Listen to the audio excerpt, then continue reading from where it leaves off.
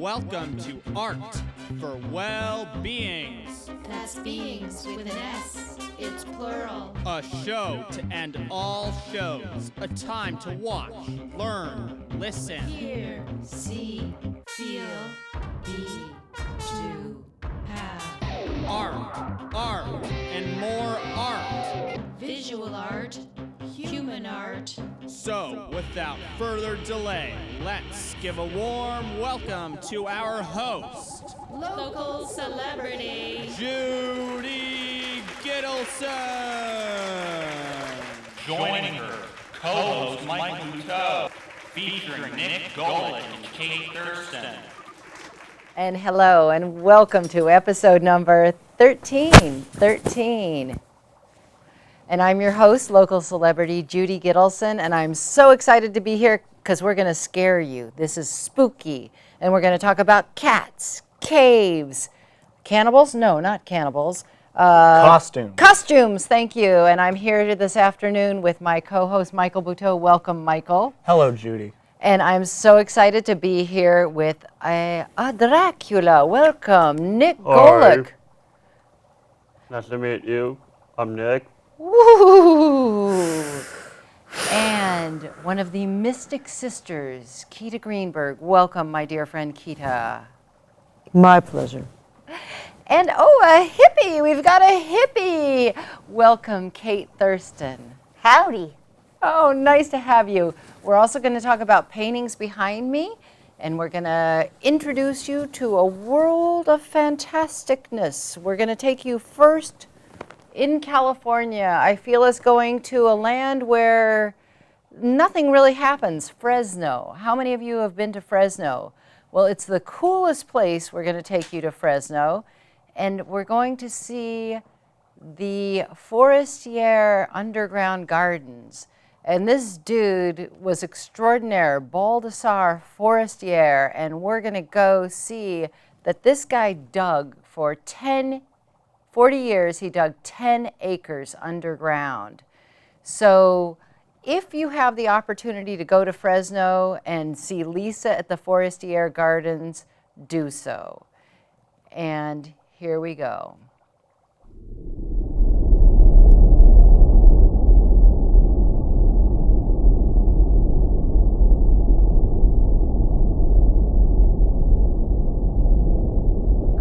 Hi, my name is Lisa, and welcome to the Forestier Underground Gardens.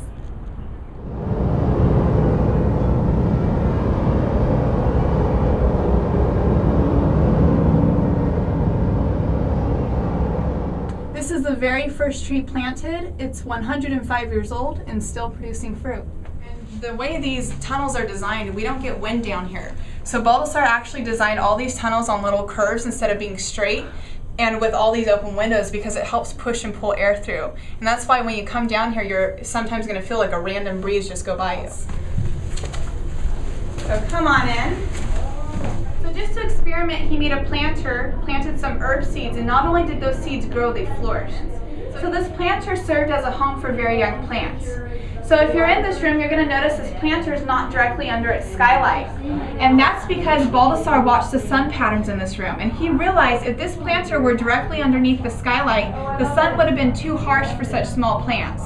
So he built the planter off to the side where the indirect sunlight is perfect for them. So he was very... Okay, so now you guys are in Baldassar's chapel garden. Baldassar was a Roman Catholic, so he believed if he would incorporate God into his works, it would be blessed. So he liked using biblical numbers like 3s and 7s throughout the garden. 3 for the Trinity, the Father, Son, Holy Ghost. 7 for 7 days of creation. So in one of the tunnels you walk down, you pass 3 orange trees along the way. When you walk into here, you've got 3 more orange trees right down the center. And then, if you look up over here, you're going to see Baldassar got his grapevine to come out of hardpan in 3 different places. Another cool thing about this chapel garden is all throughout the entire area, there's 7 archways along the way as well. So he really loved trying different ways to get those patterns to show up. Thank you. All right. So this is just like any chapel. We have Baldassar's altar right here where he did his morning prayers. And then, I don't know if you'll be able to see with the sun, above our heads we have a bell. And he used to actually use that bell as a doorbell. It used to have a large rope attached to it. So when Baldassar's friends and family would come visit, they'd walk over, ring the bell would echo through all the tunnels and rooms, and then Baldassar would go straight up to them. That way they didn't have to come down here and get lost in acres of tunnels trying to find him. So And what year did he start this project? in 1906, finished digging in 1946. So he dug for 40 years total. Wow. So yeah. Baldassar liked to experiment a lot, and one of the things he would experiment with was his skylights. Usually all the other skylights you had been seeing on tour will be circular shape. This one right here is rectangular, going east to west, so this tree is always getting a lot of sunlight while the sun is up. But the really cool part about this skylight is you guys are going to see on the bottom ledge he built a lip around it. And that lip is because when it rains in here, the rain's going to come off in a waterfall effect directly onto the tree. So not only is this tree self-watering when it rains, but if you guys look behind me, there's the kitchen window. So now from the kitchen and from his dining room table, he gets to enjoy a waterfall right outside. That is so cool. At one time, he had 7 different fruit grafted on this tree. 3 different types of oranges, 2 types of lemons, a grapefruit, and a cedro. And for those who aren't familiar with cedro, cedro is a Sicilian citrus. In ancient times, it was used for medicines and antidotes. Today, it's just mainly found in candies, jams, and on the cooking channel a few times. But the thing about cedros, they'll grow to be 6 to 8 pounds each, so they are very heavy. So eventually that cedro branch broke off from this tree because of the weight. You're going to see there's a ledge encircling the tree, what these metal prongs are coming out of. And Baldassar built the ledge because he always said the sweetest fruits were found at the top of the tree. So right now we're in Baldassar's upgraded kitchen. In here we have his original ice box, his wood-burning stove, and his radio. He built this table with a built-in bench. This table has a 2x4 attached to the bottom so it can slide in and out of the wall. It's very sturdy. So when he was sitting there, when he's done eating his meal, he can tuck this table in. And then he even has a place to hide his dishes if maybe he wants to bring a lady over or some friends. Now, in one of his bedrooms, he has a peek hole in the wall. And that peek hole comes out in this parlor fireplace. Oh, that's You can cool. see the candle in there. So basically, if Baldassar was in one of his bedrooms and he thought he heard a noise, he could look through here, and looking through that peek hole, it shows the feet in here. So he would see if there's feet standing in his parlor. He could see them, they couldn't see him. So it's like a built-in security system. All right, so now we're in the Trinity Courtyard. This is the largest courtyard Baldassar ever made, and it was the ideal room where he wanted his guests to come when they came for the resort. Just to sit down, relax, pick fruit off the trees, drink wine he was making, and just enjoy themselves. So thank you guys for watching. My name again is Lisa. So look us up. We're the Forestier Underground Gardens, and hopefully we'll meet you someday.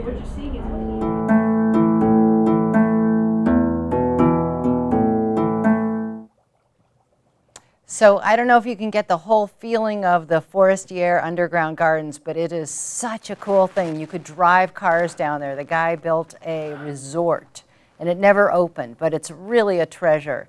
And welcome back. We're going to now talk about a painting to my left, and this painting is titled Wheel Still and Spin, and it's from a line in a Bob Dylan song, The Times They Are A-Changing. And I'm going to tell you a little bit about the genesis of the painting, which was I was thinking about how we are moving from being a company-driven society to a project. Individuals are working for an organization as long as the project lasts. And I wrote the word project, and it ends with the T is still showing in the painting. And I was thinking a lot about Steve Jobs, and Steve Jobs passed away during the course of my painting this painting. So it's an ode to him. And while I was doing it also, I was listening to Bob Dylan a lot. And then I found out later that Bob Dylan was Steve Jobs' favorite musician. So that was really, it tied me to his passing a lot. And what I see in it is the wheel still in spin is that we're in a change from this society where people worked for IBM their entire life to where you work brief moments at a different company over and over, and you work for a project.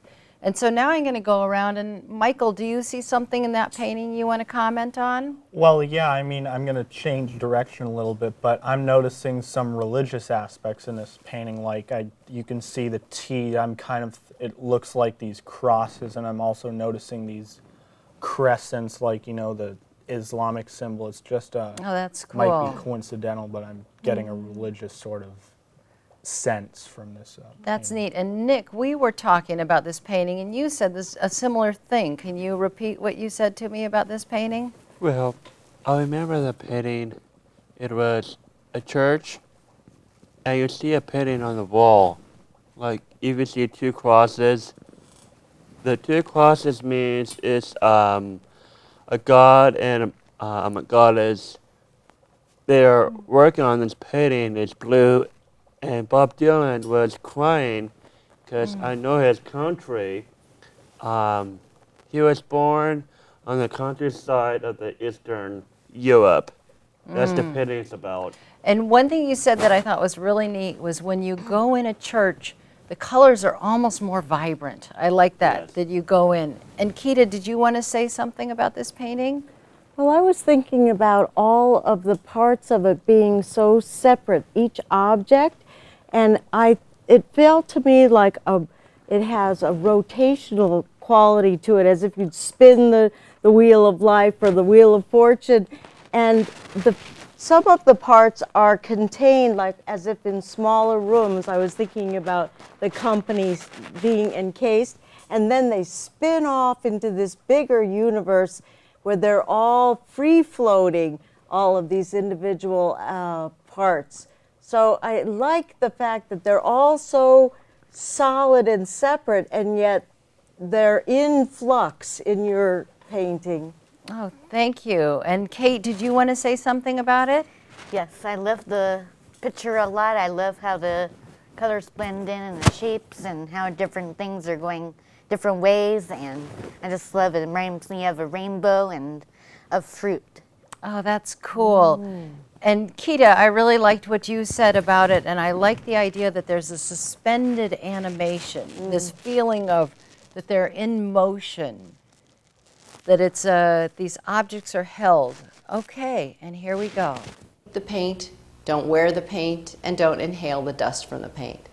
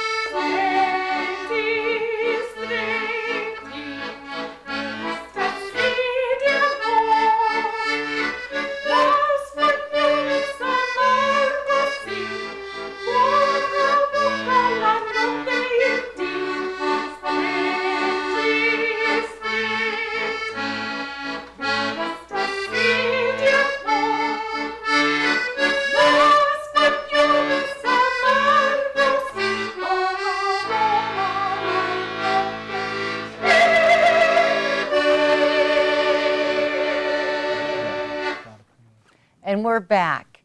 And good thing we brought all the way from Los Angeles our dry ice wrangler, because not only did he wrangle the dry ice, we got this bubbling sound that's so spooky. So thank you, Michael, for producing that beautiful paint and response. Yeah, That was it great. was nice coming together of all, I guess, our last 12 or 11. 12? Yeah. Yeah. And because you watched that, you can now paint pictures that are better than mine. I don't think so. Nope. Okay. And now we're going to talk about our pussycat, a little pussycat right behind me. And this pussycat is so dear to me, Pinball. And you're going to get a meet Pinball, I promise you that. But right now we're going to take time and talk about the painting behind me. And the genesis of this one is clearly Pinball. She's a great personality, and I saw her laying in bedding, and the pillow was beautiful yellow, and the cat, it's kind of gray, and there was some pink pillow behind her, and it was just the orchestration of these very subtle colors. And where I came from is this bright, similar to the previous painting, this real bright palette. And I've moved to a little softer palette. And I'm going to start asking your opinion about it with Kate over here. So, Kate, can you tell me what strikes you about this painting of Pinball? This cat looks very special to me, like a calico cat, the way the ears are, and just the whole painting reminds me of the musical Cats. Oh. Calico. And she is called a dusty calico or a muted calico. That's what kind of cat she is. Yes. Thank you. And you have a cat? Yes, named Sheba. Oh, so, and Yes. I bet you love Sheba. I do. Good. And Kita, do you want to tell me something? This cat is wonderful. This cat's got eyes that make you just want to ask her, what is going on, Pinball? Look at that ear of yours. It must be a universe inside the whole mind that's coming out the ears and through the eyes. And she also has a sphinx kind of quality to me, the way she lays kind of quietly. And she feels a little melancholy to me, maybe just at this moment, but she's very attracting, the way that her eyes are especially.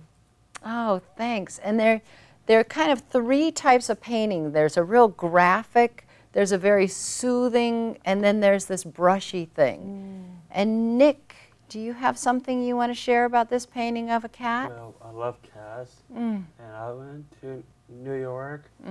Those cats put their names on the walls, Oh. like all dressed up like this on a TV show. They just are very national people, and they're rich, because cats are kind of like a concert where cats, because I have a cat too. Okay. Cut it. And we're going to come back to you, Michael, and the rolling is ready. Penny.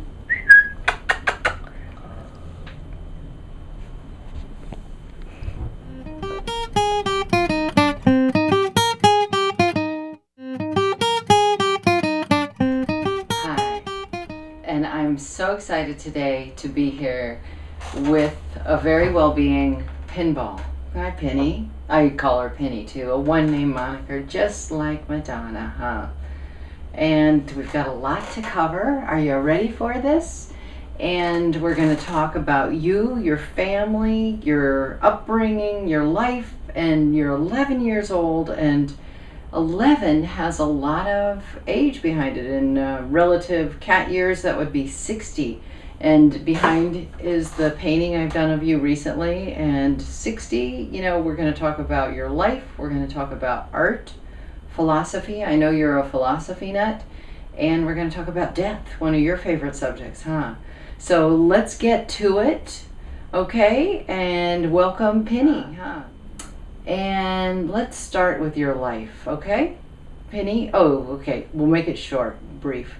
All right, you were born in the year 2000, right? And your mother was Moonshine, and you had a home birth. That's kind of interesting, you know. I had Daisy, my daughter, was a home birth too. And okay, and then you want to talk about your siblings, all right? So your siblings are Flower and Rocky and Baby didn't make it, right? So that was kind of traumatic too. All right, we'll skip over that one. And then Rocky ran away, right? Oh, you don't want to talk about that either. And you still live with Flower, you and Flower don't really see eye to eye on a whole lot. She's sort of ditz. Is that? Oh, I don't want to say that. Okay, we'll scratch that from the record. Tell me about your mother. Well, you moved and your mother ran away, right? And your mother relocated about 5 houses away from your move, and she became renamed Lady Penelope. So Moonshine, who was kind of a, we won't speak poorly of your mother, but Moonshine, who was sort of a, okay, you said it, a tramp. You don't know who your father was. It could have been that blonde guy. It could have been the really matted. All right. We'll leave this one off limits. Okay, so then that's about your family. And then growing up, you had that cyst on your head. That was a pretty big deal. Okay, we won't talk about that either. And then the big thing is, how many legs do you have, huh? You have 3 legs. Look at that, huh? Is that good? Okay, so pinball. You need a little break there for a minute. Okay, so I'm back. I'm with Pinball today. I call her Penny. And Penny, we've just kind of covered your family. Was that good? Okay, we won't talk about your leg. We won't talk about your mother. We won't talk about your brother. We won't talk about your leg. All right, but what you do want to talk about, Pinball, if I'm correct, am I correct? You do want to talk about philosophy, huh?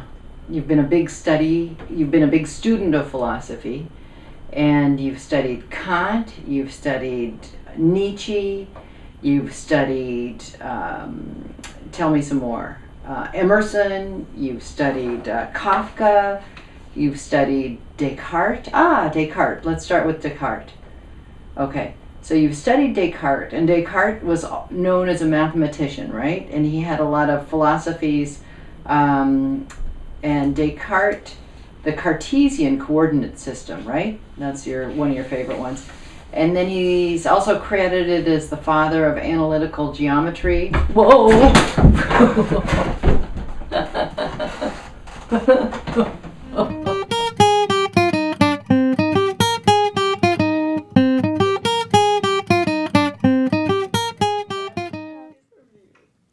And we're back. And this next film it's a very spooky film. It's just quickly, it's very spooky. It ties great with this episode, Black and White. And cut it.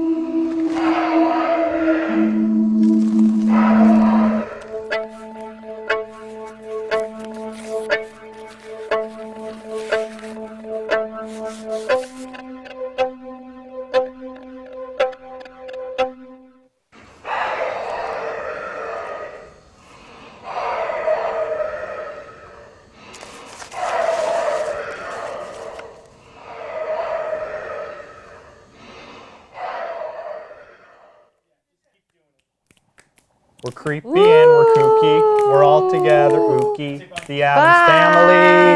Bye-bye. Thanks for watching. Happy Halloween. Woo! Oh, we're still on.